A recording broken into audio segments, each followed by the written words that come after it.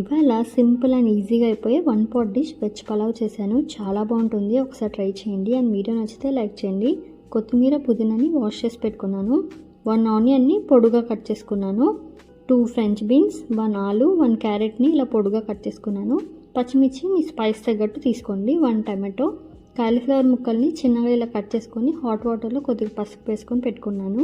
2 glasses of రైస్ని half an hour ముందే నానపెట్టుకున్నాను. ఇప్పుడు మిక్సీ జార్ తీసుకొని పచ్చిమిర్చి, పుదీనా, కొత్తిమీరని ఇలా గ్రైండ్ చేసి పెట్టుకున్నాను. ఇప్పుడు ఒక గిన్నె తీసుకొని కొంచెం ఆయిల్, కొంచెం నెయ్యి వేసుకొని ఇందులో బిర్యానీ ఆకు, సాజీరా, లవంగం, చెక్క, యాలకులు వేసుకొని ఇది కొద్దిగా ఇలా ఫ్రై అయిన తర్వాత ఇప్పుడు మనం కట్ చేసి పెట్టుకున్న ఆనియన్స్ని వేసుకోవాలి. ఆనియన్స్ని ఇలా వేసుకొని ఆనియన్స్ అనేవి బాగా ఫ్రై చేసుకోవాలి. ఇందులో ఇప్పుడు కొద్దిగా పసుపు, సాల్ట్ వేసుకొని ఆనియన్స్ అనేవి బాగా ఫ్రై అయిన తర్వాత ఇప్పుడు ఇందులో ఒక 1 స్పూన్ జింజర్ గార్లిక్ పేస్ట్ వేసుకోవాలి.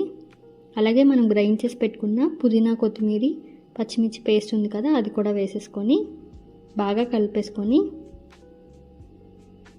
బాగా ఫ్రై చేసుకోవాలి. ఇప్పుడు మనం కట్ చేసి పెట్టుకున్న ఆలు, క్యారెట్, ఫ్రెంచ్ బీన్స్, కాలీఫ్లవర్, ఏ వెజిటేబుల్ అయినా వేసుకోవచ్చు, మీ చాయిస్. ఇలా వేసుకొని బాగా కలుపుకొని మూత పెట్టుకొని మీడియం ఫ్లేమ్లో కుక్ చేసుకోవాలి. వెజిటేబుల్స్ కొద్ది కుక్ అయిన తర్వాత ఇందులో టమాటోస్ కూడా వేసుకొని బాగా కలిపేసుకొని మళ్ళీ ఒక 10 మినిట్స్ అలా కుక్ చేసుకోవాలి. వెజిటేబుల్స్ కొద్ది కుక్ అయిన తర్వాత ఇప్పుడు ఇందులో నేను 1:2 రేషియోతో వాటర్ తీసుకుంటున్నాను. 2 గ్లాసెస్ ఆఫ్ మజ్జిగ తీసుకొని 2 గ్లాసెస్ ఆఫ్ వాటర్ తీసుకున్నాను. 2 గ్లాసెస్ ఆఫ్ రైస్కి 1:2. ఇప్పుడు ఇలా బాగా బాయిల్ వస్తున్నప్పుడు రైస్ కూడా వేసేసుకొని బాగా కలుపుకోవాలి. ఇలా బాగా కలిపేసుకొని మూత పెట్టుకొని మీడియం ఫ్లేమ్లో కుక్ చేసుకోవాలి. అంతే, మన సింపుల్గా అయిపోయి వెజ్ పులావ్ రెడీ. చాలా బాగుంటుంది, ఒకసారి ట్రై చేయండి.